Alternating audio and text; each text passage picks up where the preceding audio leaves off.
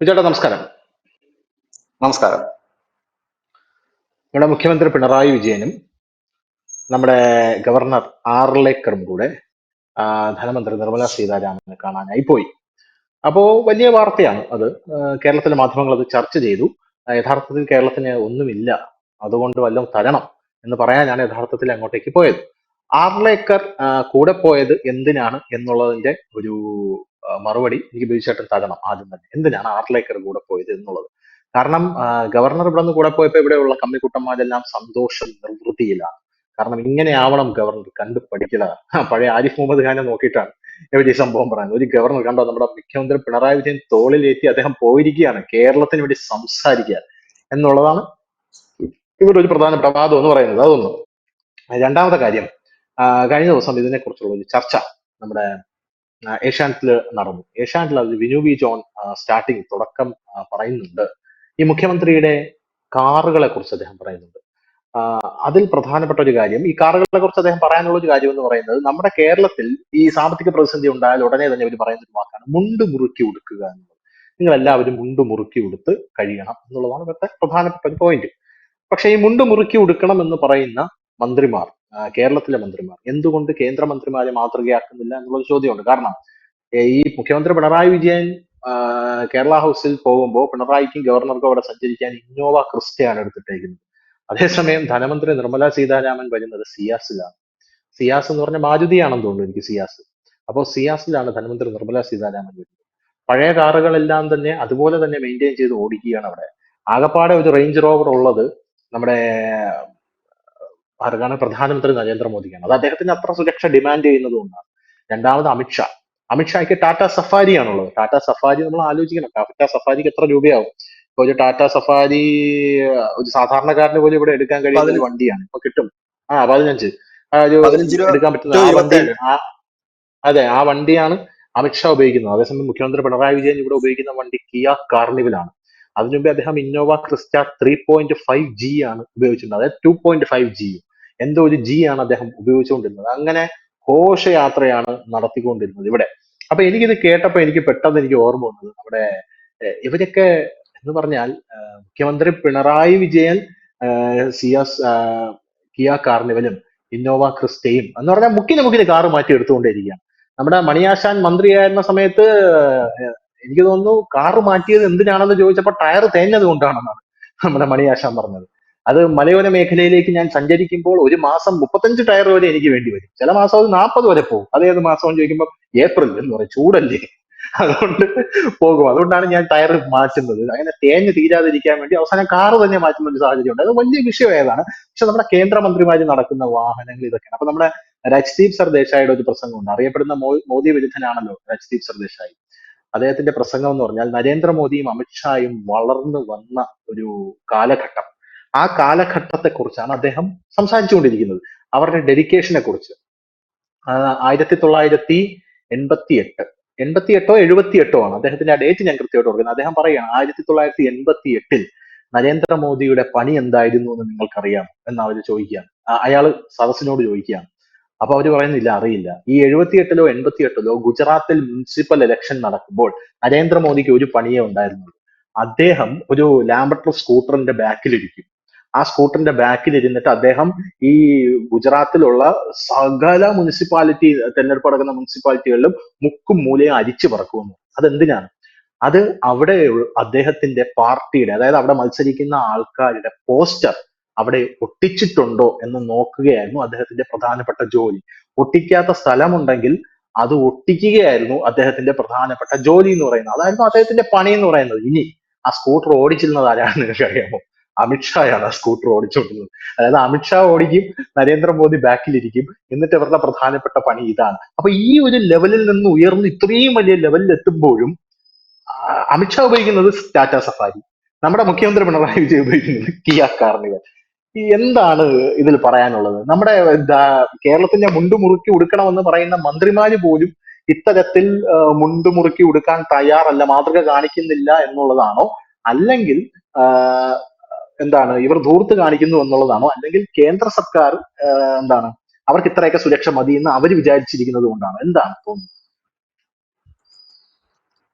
2014 ഒന്നാം മോദി മന്ത്രിസഭ അധികാരം വയ്ക്കുന്ന കാലം ഓരോ മന്ത്രിസഭകൾ സംസ്ഥാനത്തായാലും കേന്ദ്രത്തിലായാലും അധികാരത്തിൽ വരുമ്പോൾ അവർക്ക്, അതായത് ഈ മന്ത്രിമാർക്ക് മന്ദിരങ്ങൾ മോടി പിടിപ്പിക്കുവാനും വാഹനങ്ങൾ വാങ്ങുവാനും ഒക്കെ അവർക്ക് വകുപ്പുണ്ട്. അതിനകത്തൊരു ഓപ്ഷൻ ഉള്ളതാണ്. അത് അവർക്ക് ആ പണം മുടക്കാം. പക്ഷെ 2014 നരേന്ദ്രമോദി അധികാരത്തിൽ വരുമ്പോൾ അദ്ദേഹം ആദ്യം ചെയ്ത കാര്യം 1,00,000 രൂപയ്ക്ക് മുകളിൽ മന്ത്രിമാർക്ക് ഇല്ലെങ്കിൽ സ്റ്റാഫുകൾക്ക് ചെലവാക്കണം എന്നുണ്ടെങ്കിൽ തന്റെ പെർമിഷൻ വേണം എന്ന് അദ്ദേഹം ഒരു ഉത്തരവിറക്കിയായിരുന്നു.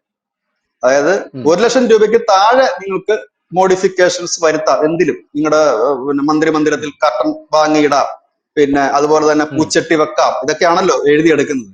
തോർത്തു മേടിക്കാം, കണ്ണാടി മേടിക്കാം, പിന്നെ പഴംപൊരി മേടിക്കാം. ഇതൊക്കെ കേരളത്തിലൊക്കെ പഴംപൊരിക്ക് വില കൂടെ, 250 രൂപയുടെ പഴംപൊരിയും തോർത്തിനൊക്കെ ഭയങ്കര വില. പക്ഷെ അതൊക്കെ മേടിക്കാം. പക്ഷെ എല്ലാം 1,00,000 രൂപ താഴെ ആയിരിക്കണം. അതിന് മുകളിലേക്ക് വന്നു കഴിഞ്ഞാൽ പ്രശ്നമാണ്. മുകളിലേക്ക് വന്നാൽ എന്റെ അനുവാദം ഉണ്ടെങ്കിൽ മതി എന്ന് പറഞ്ഞു. അപ്പോൾ പത്രക്കാര് അന്ന് ചോദിച്ചു, കാറൊക്കെ മാറുന്നില്ലേ? പഴയ കാറല്ലേ? കാരണം എല്ലാ മന്ത്രിസഭയും ഓരോ മന്ത്രിസഭയും അത് കണ്ടിന്യൂഷൻ ആണെങ്കിൽ പോലും, തുടർച്ചയാണെങ്കിൽ പോലും ഓരോ മന്ത്രിസഭ മാറുമ്പോൾ കാറൊക്കെ മാറ് വാങ്ങണ്ടേന്ന് ചോദിച്ചു. അപ്പോൾ അതിനുവേണ്ടി അദ്ദേഹം പറഞ്ഞ മറുപടി, ഇപ്പോൾ ഓടുന്ന കാറുകളൊക്കെ വലിയ കുഴപ്പമില്ല, നല്ല കണ്ടീഷനുള്ള വണ്ടികൾ തന്നെയല്ലേ, അത് ഓടട്ടെ, അത് ചീത്തയാകുമ്പോൾ. കാരണം ഒരു വണ്ടിയുടെ ആയുസ് 15 വർഷവും പിന്നെ നീട്ടി കൊണ്ടുപോവുകയാണല്ലോ. അപ്പൊ നമുക്ക് പറ്റാതെ വരുമ്പോൾ അതുവരെ നമുക്ക് ഓടിക്കാം. കാരണം ഇതെല്ലാം പൊതുജനത്തിന്റെ പൈസയല്ലേ, പൊതുജനത്തിന്റെ കരമെടുത്തിട്ടാണല്ലോ കാർ വാങ്ങുന്നത്. ആ കാറ് ഒരു മന്ത്രിസഭ മാറുമ്പോൾ വരുമ്പോ അടുത്ത കുറെ കാർ വാങ്ങുന്നതിലല്ലോ കാര്യം എന്ന് പറഞ്ഞു. അപ്പോൾ അതിനുശേഷം പ്രധാനമന്ത്രിയുടെ വാഹനം, അദ്ദേഹം ഉപയോഗിച്ചുകൊണ്ടിരുന്ന വാഹനം, അദ്ദേഹം ഗുജറാത്ത് മുഖ്യമന്ത്രി ആയിരുന്ന കാലം തൊട്ട് അദ്ദേഹം ഉപയോഗിച്ചുകൊണ്ടിരുന്ന വാഹനം ഈ മഹീന്ദ്രയുടെ സ്കോർപിയോ എന്ന് പറയുന്ന ഒരു വാഹനമാണ്. അദ്ദേഹത്തിന്റെ ഏറ്റവും ഇഷ്ടപ്പെട്ട വാഹനം അതാണ്, അദ്ദേഹത്തിന്റെ വാഹനമാണ്. അപ്പൊ അദ്ദേഹം സ്കോർപിയോയുമായിട്ടായിരുന്നു ഡൽഹിയിൽ എത്തിയത്. അദ്ദേഹം പ്രധാനമന്ത്രി ഇതാക്കി. പക്ഷെ നമ്മുടെ രാജ്യത്തിന്റെ പ്രധാനമന്ത്രിമാർക്ക് ഒരു പ്രോട്ടോകോൾ ഉണ്ട്, അതീവ സുരക്ഷ നൽകേണ്ടതായിട്ടുണ്ട്. അപ്പോൾ അത് പറ്റില്ല, ആ സ്കോർപിയോ പറ്റില്ല. പക്ഷെ മഹീന്ദ്ര അന്ന് പറഞ്ഞിരുന്നു, വേണമെങ്കിൽ പ്രധാനമന്ത്രിയുടെ സ്കോർപിയോ ഞങ്ങൾ ഫ്രീ ആയിട്ട് ബുള്ളറ്റ് പ്രൂഫ് ആക്കി തരാം. പക്ഷെ ഈ സുരക്ഷയുടെ ഭാഗമായിട്ട് ചില മാനദണ്ഡങ്ങളുണ്ട് ഉപയോഗിക്കുന്ന വാഹനത്തിനും മറ്റുമൊക്കെ. വെറുതെ ബുള്ളറ്റ് പ്രൂഫ് ആക്കിയാൽ പോരാ, അതിന് ചില മാനദണ്ഡങ്ങളുണ്ട്. അതിന്റെ അടിസ്ഥാനത്തിലാണ് അദ്ദേഹം ഈ ഉപയോഗിക്കുന്ന റേഞ്ച് റോവർ വണ്ടി അദ്ദേഹം ഉപയോഗിക്കുന്നത്. അദ്ദേഹത്തിന്റെ ആ സുരക്ഷയുടെ ഭാഗമായിട്ടാണ് അദ്ദേഹം ഉപയോഗിക്കുന്നത്. അത് ഒഫീഷ്യൽ ആയിട്ടുള്ള വാഹനമാണ്. ആ വാഹനമാണ് അദ്ദേഹത്തിന്റെ ഒഫീഷ്യൽ വാഹനം. അതിന്റെ തൊട്ട് താഴെ നിൽക്കുന്ന നമ്മുടെ കേന്ദ്ര ആഭ്യന്തരമന്ത്രി ശ്രീ അമിത്ഷാ, അദ്ദേഹം ഒരു കോടീശ്വര ഫാമിലിയിൽ നിന്ന് വന്നൊരു മനുഷ്യനാണ്. അദ്ദേഹത്തിന് ഒരു ബിസിനസ് ഫാമിലിയാണ്. അദ്ദേഹത്തിന്റെ വീട്ടില് അദ്ദേഹം തന്നെ അമിത്ഷാന്റെ പ്രാവശ്യം പറഞ്ഞത്, എന്റെ ഫാമിലിയിൽ ആർക്കും ഞാൻ രാഷ്ട്രീയത്തിൽ പോകുന്ന ഇഷ്ടമല്ല, അവരെപ്പോഴും പറയുന്നത് അതൊക്കെ നിർത്തി വരൂ, നമ്മുടെ ബിസിനസ് മുമ്പോട്ട് കൊണ്ടുപോകാനായിട്ട് ആരില്ലാതിരിക്കുന്നു, അതുകൊണ്ട് അത് നോക്കാൻ വരൂ എന്നാണ് പറയുന്നത്. അപ്പൊ അദ്ദേഹം ഉപയോഗിക്കുന്ന വണ്ടി ടാറ്റ സഫാരിയാണ്. ഞാനിപ്പോ ഈ ചർച്ചയ്ക്ക് വരുന്നതിന് മുമ്പ് അതിന്റെ വില ഒന്ന് അടിച്ചു നോക്കുമ്പോൾ 15 ലക്ഷം തൊട്ട് 27 ലക്ഷം രൂപ വരെയാണ് ടാറ്റ സഫാരിയുടെ വില എന്നാണ് അറിയാൻ കഴിയും. അദ്ദേഹം ഉപയോഗിക്കുന്ന വാഹനം അതാണ്. അദ്ദേഹത്തിനും അതീവ സുരക്ഷ ഉള്ള ഒരു മന്ത്രിയാണ്, സെൻട്രൽ മിനിസ്റ്ററാണ്, ആഭ്യന്തര മന്ത്രിയാണ്. അപ്പൊ അദ്ദേഹത്തിന്റെ വാഹനത്തിന്റെ ഈ സുരക്ഷാ ക്രമീകരണങ്ങൾ പിടിപ്പിക്കാൻ പറ്റുന്ന തരത്തിലുള്ള ഒരു വാഹനമാണ്. അതിനുശേഷം നമ്മുടെ രാജ്നാഥ് സിംഗ്, അദ്ദേഹവും ഉപയോഗിക്കുന്നത് ടാറ്റ സഫാരിയാണ്. അദ്ദേഹം നമ്മുടെ രാജ്യത്തിന്റെ പ്രതിരോധ മന്ത്രിയാണെന്ന് ഓർക്കണം. ഈ വണ്ടിയുടെ വില കൂടെയാണ് നമ്മൾ ആദ്യം നോക്കുന്നത്, 15 to 27, ചിലപ്പോൾ ഒരു പക്ഷേ 27 ലക്ഷം രൂപയുടെ വണ്ടിയാണ് വാങ്ങുന്നത്. ഇവിടുത്തെ ഒരു ജില്ലാ പഞ്ചായത്ത് പ്രസിഡന്റ് പോലും, ഇവിടുത്തെ ഒരു പഞ്ചായത്ത് പ്രസിഡന്റ് പോലും ജനങ്ങളുടെ നികുതി പണം എടുത്ത് വാങ്ങുന്നത് 32-35 ലക്ഷം രൂപ വരെ വിലയുള്ള ഇന്നോവ, എന്താണ് ഫോർച്യൂണർ തുടങ്ങിയ 40-50 ലക്ഷം രൂപയുള്ള ഫോർച്യൂണർ, ഇതിലൊക്കെയാണ് ഇവിടെ കിടന്ന് ഈ ഞൊട്ടാവട്ടെ ടീമൊക്കെ കിടന്ന് കളിക്കുന്നത്. ഈ പൂഞ്ഞാനൊക്കെ കിടന്ന് ഇവിടെ കിടന്ന് കറങ്ങുമ്പോഴാണ് ഇന്ത്യയുടെ പ്രതിരോധ മന്ത്രി രാജ്നാഥ് സിംഗ് ഉപയോഗിക്കുന്നത് ടാറ്റ സഫാരി, ഇന്ത്യയുടെ ആഭ്യന്തരമന്ത്രി അമിത്ഷാ ഉപയോഗിക്കുന്നത് ടാറ്റ സഫാരി. ഇനി നിതിൻ ഗഡ്കരിയിലേക്ക് വരാം. അദ്ദേഹത്തിന് അദ്ദേഹം ഒരു ബിസിനസ് ഫാമിലിയിൽ അംഗമാണ്. അദ്ദേഹത്തിന് സ്വന്തമായിട്ടുള്ളത് 2 വണ്ടിയാണ്. അതിലൊന്ന് അംബാസഡർ കാറാണ്, നമ്മുടെ പഴയ അംബാസഡർ കാർ ഇപ്പോഴും അദ്ദേഹം തൂത്ത് തുടച്ച് ഭംഗിയായി വെക്കുന്നുണ്ട്. ഒരു സ്കൂട്ടറും അദ്ദേഹത്തിനുണ്ട്, ബജാജിന്റെ. അതുകൂടാതെ അദ്ദേഹത്തിനുള്ളൊരു വണ്ടി ഹോണ്ട CR-V എന്ന് പറയുന്ന ഒരു വാഹനമാണ് അദ്ദേഹത്തിന്റെ വാഹനം. ഇപ്പോൾ അദ്ദേഹം ഉപയോഗിക്കുന്ന വാഹനത്തിന്റെ പേര് ഈ ടൊയോട്ട കാർ കൊടുത്ത മിറായി എന്ന് പറയുന്ന ഒരു വാഹനമാണ്. ആ മിറായി വാഹനം ലോകത്ത് വിപണിയിൽ ഇറങ്ങിയിട്ടില്ല ഇതുവരെ.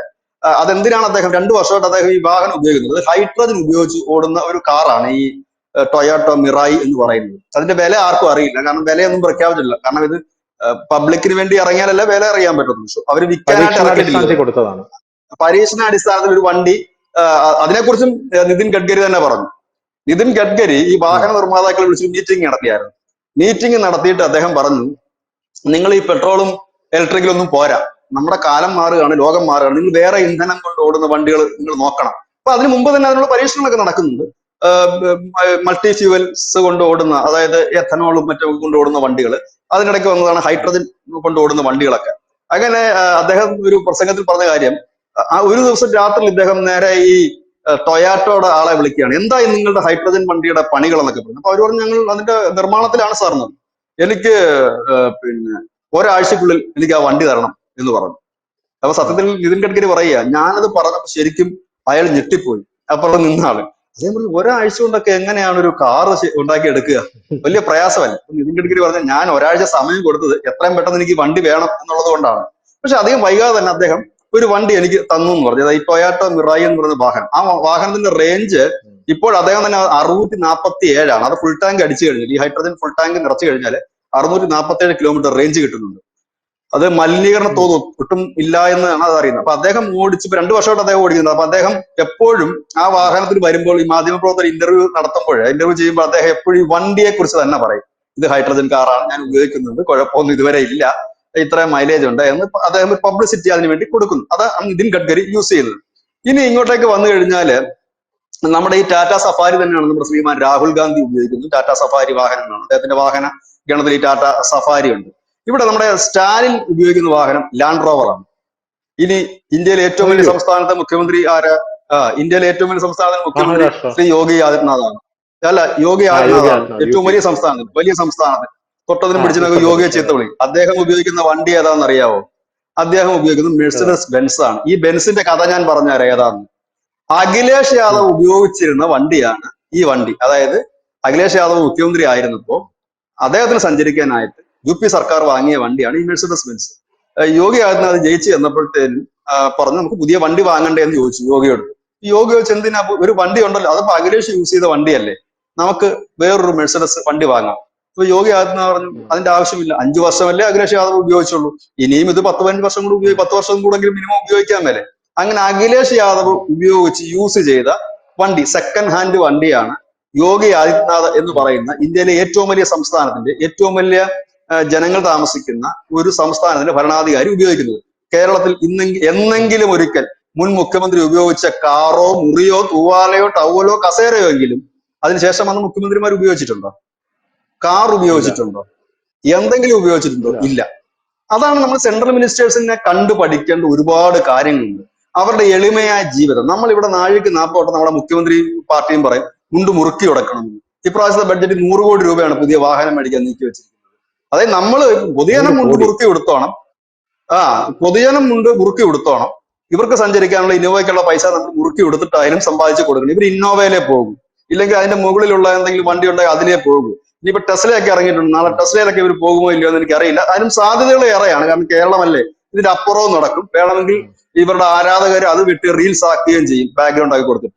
അതിനൊന്നും ഒരു ഉളുപ്പും ഇവിടെ ആർക്കുമില്ല. നമ്മൾ കേന്ദ്രത്തിന്റെ കണ്ടുപിടിക്കും. ഇന്നലെ പിണറായി വിജയനെ കാണാൻ വന്നപ്പോൾ ഒരുപക്ഷെ മൂളയുള്ളവരുടെ ചിന്ത എപ്പോഴും പോയത് അതായിരിക്കണം. ഇന്ത്യയുടെ തന്നെ ഒരു ധനമന്ത്രിയാണ് അവിടെ ഒരു 9.5 ലക്ഷം രൂപ തൊട്ട് 12 ലക്ഷം രൂപ വില വരുന്ന മാരുതി കമ്പനിയുടെ സിയാസ് എന്ന് പറയുന്ന ഒരു കാറ്. ഇപ്പോൾ മാർക്കറ്റിൽ തന്നെ അതിന് വളരെ ഡൗൺ ആയിട്ടുള്ള ഒരു കാറാണ്. ആ കാറിനെ കുറിച്ച് ഒന്ന് അന്വേഷിച്ചു. ഇത് ഈ കാറ് പുതിയതായിട്ട് വാങ്ങിയതാണോ എന്ന് വെച്ചാൽ, ഇത് പുതിയ വണ്ടിയല്ല, അതിന് മുൻ സർക്കാർ ഉപയോഗിച്ച വണ്ടിയാ. നരേന്ദ്രമോദി സർക്കാരിന്റെ ഇപ്പോഴത്തെ ക്യാബിനറ്റിൽ ഇരിക്കുന്ന എല്ലാ മന്ത്രിമാരും മുൻകാലങ്ങളിൽ, അതായത് UPA സർക്കാരിന്റെ കാലത്ത് വാങ്ങിക്കൂട്ടിയ വണ്ടികൾ തന്നെയാണ് ഉപയോഗിക്കുന്നത്. അവിടുത്തെ സ്റ്റാഫുകൾ വണ്ടികൾ തന്നെയാണ് ഉപയോഗിക്കുന്നത്.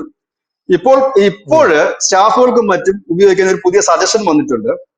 അതായത് ഈ ടാറ്റയുടെയും മറ്റുമൊക്കെ ചെറിയ ഇലക്ട്രിക്കൽ കാറുകളുണ്ട്, അത് ഉപയോഗിക്കാം എന്നൊരു നിർദ്ദേശം. അതായത് വണ്ടി പഴകി മാറേണ്ടി വന്നാൽ ഇനി മുതൽ ഈ പെട്രോൾ ഡീസൽ വണ്ടികൾ എടുക്കണ്ട, അതിന് പകരം നിങ്ങൾ ഇലക്ട്രിക്കൽ കാറുകൾ എടുക്കും. ആ ഇലക്ട്രിക്കൽ കാറിന്റെ ലിസ്റ്റിനകത്ത് ഈ പറയുന്ന ടാറ്റ ഉൾപ്പെടെയുള്ള കാറുണ്ട്. ടാറ്റയുടെ ടിയാഗോ എന്നൊക്കെ പറഞ്ഞിട്ടുള്ള വണ്ടികളാണ്, ചെറിയ വണ്ടികളാണ് അവർ കൊടുത്തിരിക്കുന്നത്. ഈ വണ്ടികൾ എടുത്താൽ മതിയെന്നാണ്. കേരളത്തിൽ ഒരു IAS IPS ഉദ്യോഗസ്ഥൻ ജോയിൻ ചെയ്യുമ്പോൾ ആദ്യം ഇന്നോവ ഇല്ലെങ്കിൽ വലിയ ബുദ്ധിമുട്ടാണ്.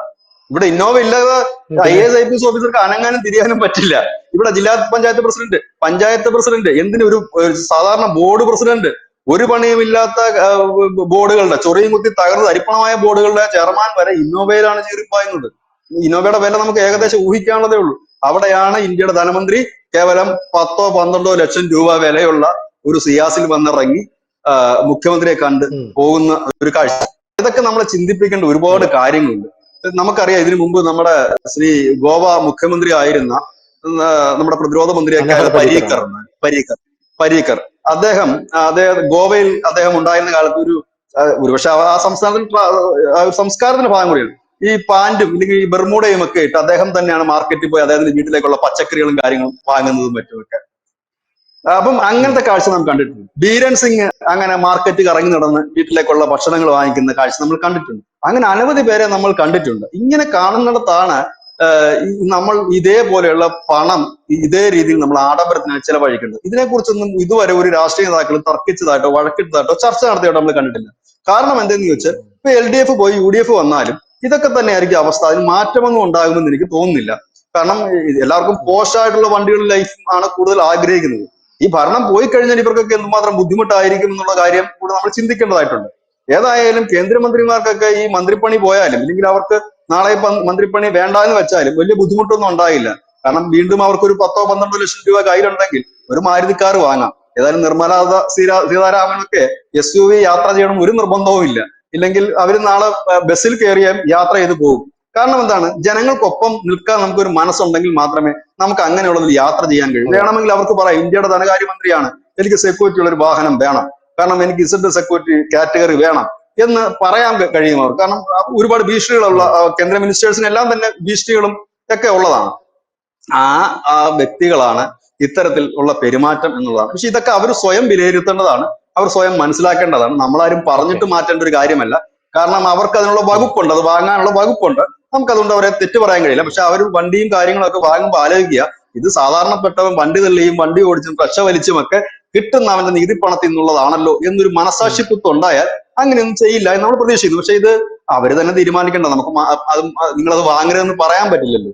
ഇനി രണ്ടാമത്തെ ധനുഷ് ചോദിച്ച ചോദ്യം വന്നത്, ഗവർണർ ഇതിൽ പോകുന്നതിനകത്ത് എല്ലാവർക്കും ഒരു അത്ഭുതമാണ്. ശരിയാണ്. കാരണം ഈ വർത്തമാനകാല ഇന്ത്യയില് BJP അധികാരത്തിലേറിയതിനു ശേഷം തമിഴ്നാടായാലും പശ്ചിമ ബംഗാൾ ആയാലും കേരളമായാലും ഒക്കെ ഗവർണർമാരും സംസ്ഥാന സർക്കാരും തമ്മിൽ പോരടിക്കുന്ന ഒരു കാഴ്ചയാണ് കാണാൻ കഴിയുന്നത്. ഇവിടെ ഈ നമ്മുടെ ആരിഫ് മുഹമ്മദ് ഖാൻ വരുമ്പോഴും തുടക്കത്തിൽ വലിയ സ്നേഹമായിരുന്നു. തുടക്കത്തിൽ നല്ല നിലയിലാണ് കാര്യങ്ങൾ മുൻപോട്ട് പോയിരുന്നത്. പിന്നീട് അവരുടെ ടേംസ് ആൻഡ് കണ്ടീഷൻസ് തെറ്റാൻ തുടങ്ങിയത് ഈ യൂണിവേഴ്സിറ്റികളുമായി ബന്ധപ്പെട്ട കാര്യങ്ങൾ, മറ്റു ചില കാര്യങ്ങൾ അങ്ങനെയൊക്കെ ആയിരുന്നു. പക്ഷെ അതിന്റെ ഇടയിലും ഈ ബന്ധം ഊഷ്മളമായി തന്നെ പോയിരുന്നു. ഇവിടെ ഒരു പടി കൂടി കടന്നുകൊണ്ടാണ് അർലേക്കറുമായിട്ട് ഇപ്പൊ പിണറായി വിജയൻ ഡൽഹിയിൽ പോകുന്നു. അതൊരു നല്ല കീഴ്വഴക്കമാണ്, നല്ലൊരു കാര്യമാണ്. കാരണം ഗവർണർ ആണല്ലോ ഒരു സംസ്ഥാനത്തെ സംബന്ധിച്ച് ഏറ്റവും ടോപ്പ് മോസ്റ്റ് പോസ്റ്റിൽ ഇരിക്കുന്ന വ്യക്തി. മുഖ്യമന്ത്രി ആണെങ്കിൽ ഇപ്പൊ നമ്മുടെ രാജ്യത്തിന്റെ രാഷ്ട്രപതിയാണ്, അതിന് താഴെയാണ് പ്രധാനമന്ത്രി എന്ന് പറഞ്ഞാൽ ഇവിടെ സംസ്ഥാനത്ത് വരുമ്പോൾ അത് ഗവർണറാണ് ടോപ്പ്, അതിന് താഴെയാണ് മുഖ്യമന്ത്രി വരുന്നത്. അപ്പൊ രണ്ടുപേരും കൂടെ ഒന്നിച്ച് നിൽക്കുന്നത് സംസ്ഥാനത്തെ സംബന്ധിച്ച് ഗുണപ്പെടുന്ന കാര്യം തന്നെയാണ്.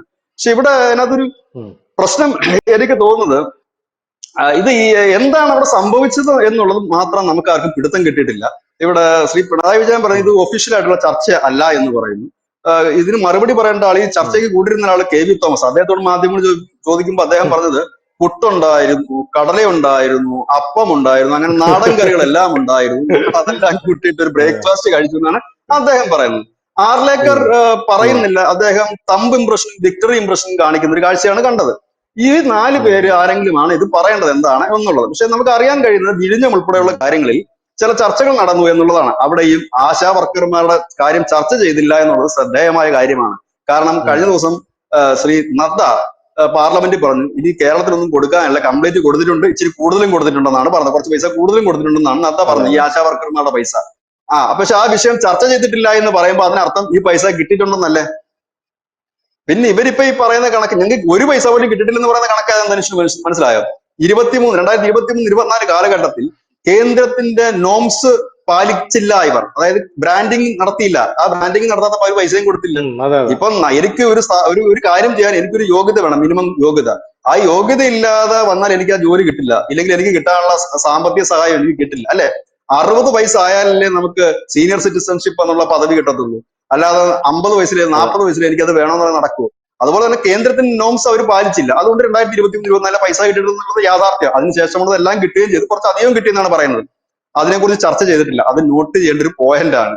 പിന്നുള്ളത് സ്വാഭാവികമായും നമ്മുടെ വയനാടിന്റെ വായ്പ കാലാവധി നീട്ടുന്നത് സംബന്ധിച്ച്, വിഴിഞ്ഞം പദ്ധതി സംബന്ധിച്ച്, നാഷണൽ ഹൈവേ സംബന്ധിച്ച്, അങ്ങനെ അനവധി വികസന കാര്യങ്ങൾ ചർച്ച ചെയ്തു.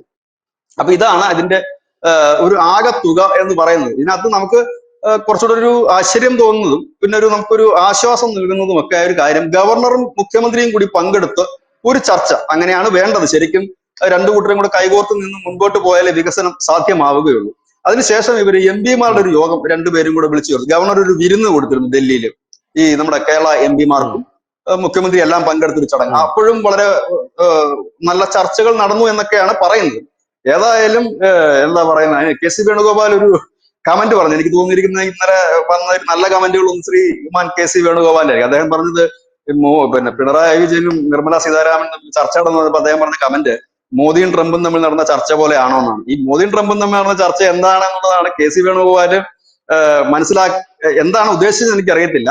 മോദിയും ട്രംപും തമ്മിൽ നടന്ന ചർച്ചയ്ക്കകത്ത് പ്രത്യേകിച്ച് ട്രംപ് മോദിയെ അനുമോദിക്കുകയായിരുന്നു ചെയ്തത്. പക്ഷെ ഒരുപക്ഷെ എനിക്ക് തോന്നുന്നു കെ സി വേണുഗോപാല് പറയാൻ ഉദ്ദേശിച്ചത് മോദി ചർച്ചയെ കണ്ട് തിരിച്ചു വന്നപ്പോൾ ഇന്ത്യക്കാരെ അവിടെ നിന്ന് കുടിയിറക്കില്ല കൈവലങ്ങൊക്കെ വെച്ചിട്ട്, അതുപോലെ ആണോ എന്ന് എനിക്കറിയില്ല. ഏതായാലും അതാണ് ഒരു കമന്റ് പറഞ്ഞത്. എന്ത് അർത്ഥത്തിലാണ് എന്ന് എനിക്ക് മനസ്സിലായില്ല. കാരണം മോദിയും ട്രംപും തമ്മിൽ നടന്ന ചർച്ച സുതാര്യമായ ഒരു ചർച്ചയായിരുന്നു. ആ ചർച്ചയ്ക്കൊടുവിൽ ട്രംപ് പറഞ്ഞത് മോദി എന്ന് പറയുന്ന മിടുക്കനായ ഒരു ഭരണാധികാരിയാണ്, അദ്ദേഹത്തിന് പല ടാക്ടീസും ഉണ്ട്, അദ്ദേഹത്തിന്റെ രാജ്യത്ത് നികുതി എങ്ങനെ കൊണ്ടുവരണം എന്നുള്ളതിനെ കുറിച്ചും, അതുകൊണ്ട് അദ്ദേഹത്തെ പ്രഷർ ചെലുത്തി ഒന്നും ചെയ്യിക്കാൻ നടക്കില്ല, വലിയ ബുദ്ധിമുട്ടുള്ള കാര്യമാണ്. ട്രംപ് ആ വേദി പിണറായിയും നിർമ്മല സീതാരാമനും കൂടെ ചർച്ച നടന്നപ്പോൾ മോദിയും ട്രംപും നടന്ന ചർച്ച പോലെയാണോ എന്ന് പുള്ളി കളിയാക്കി ചോദിച്ചതിന്റെ പ്രധാനപ്പെട്ട കാരണം അതല്ല.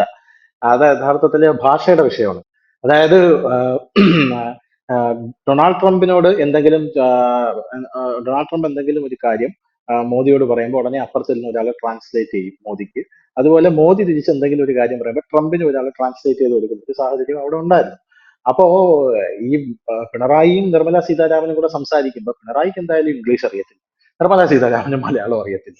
പിണറായിക്ക് ഗവർണർ ട്രാൻസ്ലേറ്റ് ചെയ്ത് കൊടുക്കേണ്ടി വരും മിക്കവാറും. കെ സി തോമസ് മിക്കവാറും പിണറായി പറയുന്ന കാര്യങ്ങൾ ഇവിടെ നിർമ്മല സീതാരാമനും ട്രാൻസ്ലേറ്റ് ചെയ്ത് കൊടുക്കേണ്ടി വരുമായിരിക്കും. പരസ്പരം അങ്ങോട്ടും ഇങ്ങോട്ടും ഒന്നും മനസ്സിലാവാതെ നിർമ്മല സീതാരാമൻ എന്ത് പറഞ്ഞാലും ബിജുചേട്ടൻ ഇന്നലെ പറഞ്ഞ പോലെ ഹിന്ദിയിൽ ഒരു വാക്ക് മാത്രമേ പിണറായിക്ക് അറിയുള്ളൂ, ഹാഞ്ചി. നിർമ്മല സീതാരാമൻ കടം തരില്ല എഴുച്ചു പോടെ എന്ന് പറഞ്ഞാൽ പോലും ഹാഞ്ചി എന്ന് പറഞ്ഞിട്ട് അടിച്ചു വരേണ്ട ഒരു അവസ്ഥയായിരിക്കും. അതായിരിക്കാം ചിലപ്പോ കെ സി വേണുഗോപാൽ ഉദ്ദേശിച്ചത്. എനിക്കത് മനസ്സിലായില്ല, എന്താണ് അദ്ദേഹം ഉദ്ദേശം എനിക്ക് മനസ്സിലായില്ല. അദ്ദേഹം ഇത് പറയുകയും ചെയ്തു.